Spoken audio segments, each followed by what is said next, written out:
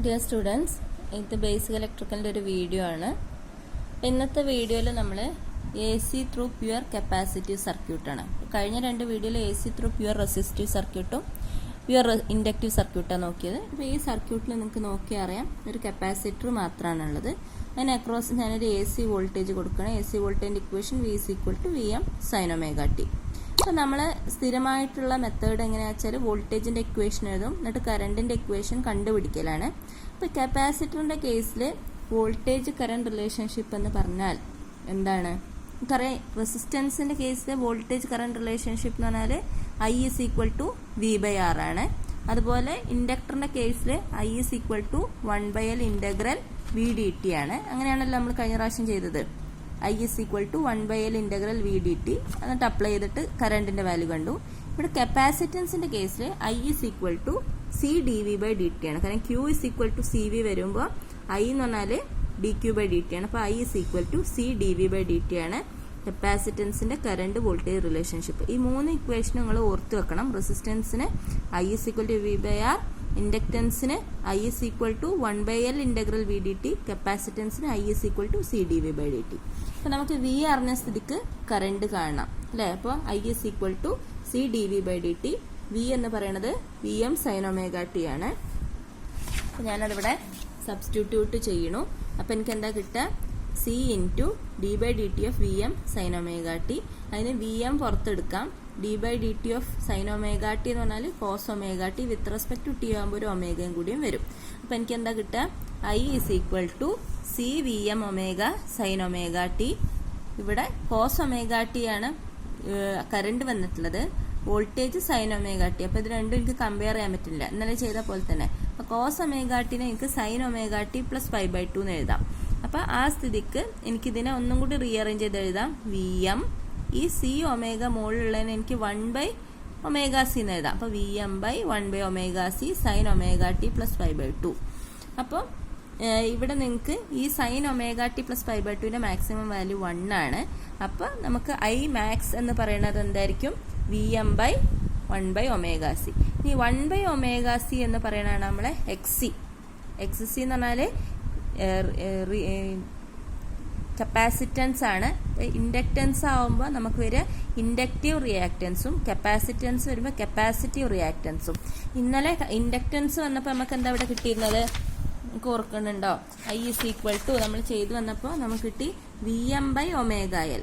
അപ്പോൾ I എന്ന് പറഞ്ഞാൽ Vm/ωL എന്ന് പറയുന്നതാണ് inductive reactance, where ωL is equal to XL. ωL എന്ന് പറഞ്ഞാൽ 2πfL. അപ്പോൾ അത് ഓർത്ത് വെക്കുക. XL is equal to 2πfL is the inductive reactance. അത് ഇൻഡക്ടറിന്റെ കാര്യത്തിൽ കേട്ടോ. ഇവിടെ അതുപോലെ നമുക്ക് എന്താ വരിക? കപ്പാസിറ്റൻസ് ആണ്. അപ്പോൾ കപ്പാസിറ്റൻസിന്റെ കാര്യത്തിൽ നമുക്കിവിടെ XC എന്ന് കിട്ടുന്നത് എന്താണ്? 1/ωc. So XC is equal to 1/ωc അല്ലെങ്കിൽ 1/2πfc is the capacitive reactance. അപ്പോൾ നമുക്ക് ചുരുക്കി പറഞ്ഞാൽ ഇവിടെ I is equal to എന്താ കിട്ടുക? I എന്ന് പറയുന്നത് Vm/XC. അപ്പോൾ ഞാനിവിടെ ഇക്വേഷൻ സബ്സ്റ്റിറ്റ്യൂട്ട് ചെയ്യുമ്പോൾ എനിക്ക് എന്താ കിട്ടുക? I is equal to ഇത് Im sin omega t plus 5/2. അപ്പോൾ ചുരുക്കി പറഞ്ഞാൽ കപ്പാസിറ്ററിന്റെ കേസിൽ V is equal to Vm sin omega t, I is equal to Im sin omega t plus 5/2. ഇതിന്റെ അർത്ഥം എന്താണ്? കറണ്ട് വോൾട്ടേജിനെ ലീഡ് ചെയ്യും 90 ഡിഗ്രി വെച്ചിട്ട്. അതുകൊണ്ടാണ് നമ്മളിവിടെ വേവ് ഫോം അല്ലെങ്കിൽ ഫേസർ വരയ്ക്കുമ്പോൾ കറണ്ട് വരയ്ക്കുകയാണെങ്കിൽ വോൾട്ടേജിനെ ഒരു 90 ഡിഗ്രി ലീഡ് ചെയ്തിട്ടാണ് വരയ്ക്കുന്നത് അല്ലേ? വോൾട്ടേജ് ഇങ്ങനെയാണെങ്കിൽ ഒരു 90 ഡിഗ്രി തിരിച്ച രീതിയിലല്ല കറണ്ട് മുന്നിലേക്ക് നിൽക്കുകയാണ്. So current leads voltage by 90 degree in a pure capacitor. ഇനി ഇതുപോലെ നമുക്ക് ഇതിന്റെ പവർ നമ്മൾ നേരത്തെ ചെയ്ത അങ്ങനെ തന്നെ റെസിസ്റ്റൻസിനും ഇൻഡക്ടറിനൊക്കെ പവർ കണ്ടുപിടിച്ചു. റെസിസ്റ്റൻസിന് ആവറേജ് പവർ നമുക്ക് കിട്ടിയ Vrms × Irms ആണ്. ഇൻഡക്ടറിന് ആവറേജ് പവർ 0 ആണ് കിട്ടിയത്. കപ്പാസിറ്റൻസിന് എന്താ നോക്കാം. അപ്പോൾ E is equal to V of t × I of t. V of t എന്ന് പറഞ്ഞാൽ Vm sin omega t. I of t എന്താണ്? കപ്പാസിറ്ററിന് നമുക്ക് കിട്ടുന്ന Im sin omega t plus 5/2. ഇനി നേരത്തെ പറഞ്ഞ പോലെ തന്നെ Vm Im പുറത്തെടുത്തു. സൈൻ ഒമേഗ കോസ് ഒമേഗനെ നമുക്ക് ഈ സൈൻ ഇവിടെ എന്ന് പറഞ്ഞാൽ ഒരു സൈനാണ്. അപ്പോൾ ഇതിനെ തിരിച്ച് നമുക്ക് കോസ് ഒമേഗ ടിനാക്കാം. കാര്യം കോസ് ഒമേഗ ടി ആണല്ലോ സൈൻ ഒമേഗ ടി പ്ലസ് 5/2. ഇത് sine omega T cos omega T കിട്ടിയാൽ എനിക്ക് 2 sine omega T cos omega T അല്ലെങ്കിൽ സൈൻ 2 ഒമേഗ ടി എന്ന് എഴുതാൻ പറ്റുള്ളൂ. അതുകൊണ്ടാണ് ഈ സൈൻ ഒമേഗ ടി പ്ലസ് 5/2നെ ഞാൻ തിരിച്ച് കോസ് ഒമേഗ ടി തന്നെ ആക്കിയത്. നേരത്തെ പറഞ്ഞ പോലെ തന്നെ Vm Im പുറത്തെടുത്തു.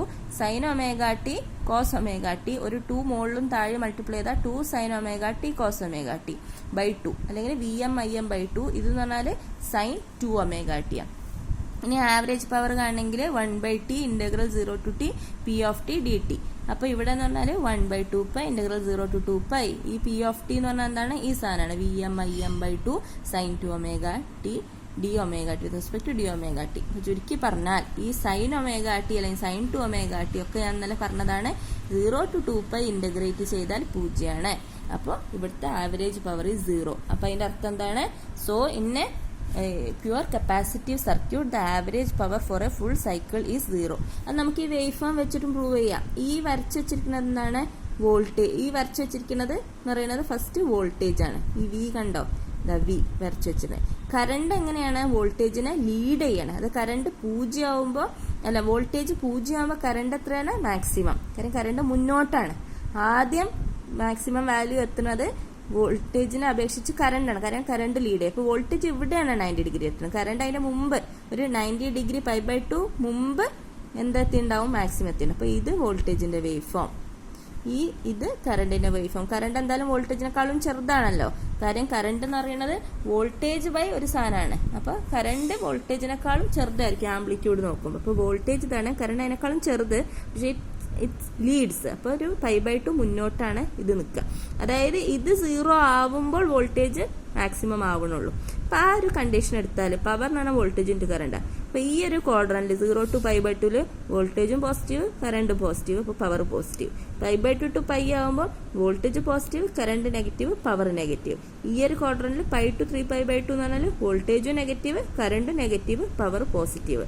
ഈ ഒരു ക്വാഡ്രന്റിൽ എന്ന് പറഞ്ഞാൽ voltage negative, current positive, power negative. അപ്പോൾ ടോട്ടൽ പവർ എന്ന് പറഞ്ഞാൽ 0 to 2π എടുത്ത് ഇത് ഇതിനെ ക്യാൻസൽ ചെയ്യും, ഇത് ഇതിനെ ക്യാൻസൽ ചെയ്യും. Average power 0. അപ്പോൾ ചുരുക്കി പറയാണ്, average power in a pure resistive circuit is VRMS into IRMS. Pure inductive circuit is 0. അതുപോലെ പ്യുവർ കപ്പാസിറ്റീവ് സർക്യൂട്ട് ഈസ് 0. അപ്പോൾ നമ്മൾ 3 സർക്യൂട്ടും individually AC through pure resistance, AC through pure inductance, AC through pure capacitance കണ്ടുപിടിച്ചു കേട്ടോ.